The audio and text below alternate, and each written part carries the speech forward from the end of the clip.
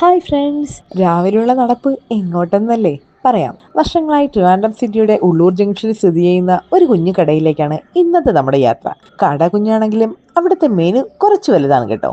രാവിലെ നല്ല ചൂട് ബീഫും പുട്ടും, ആഹാ എന്താ കോമ്പിനേഷൻ അല്ലേ.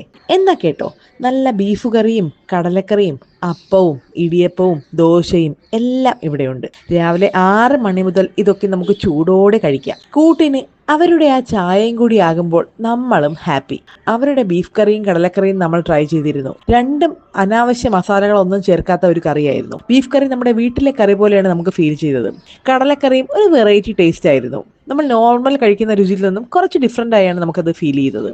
ഇവിടെ മറ്റൊരു പ്രത്യേകത കൂടെയുണ്ട്. നമ്മുടെ പഴയ മലയാള സിനിമാ നടന്മാരെ ഓർമ്മിപ്പിക്കാൻ എന്ന വണ്ണം എല്ലാ ആർട്ടിസ്റ്റുകളുടെയും ചിത്രങ്ങൾ ഇങ്ങനെ നമുക്ക് ആ ചുവരിൽ കാണാൻ കഴിയും. എന്തായാലും നിങ്ങളൊന്ന് ട്രൈ ചെയ്ത് നോക്കിയിട്ട് പറയൂ കേട്ടോ. അപ്പോൾ ലൊക്കേഷൻ വരുന്നത് ഉള്ളൂർ ജംഗ്ഷനിലെ മുരുകൻ കോവിലിന്റെ എൻട്രൻസിന് അടുത്തായിരിക്കുന്ന രേഷ്മ ഹോട്ടൽ. അപ്പോൾ ഓക്കെ, ബൈ.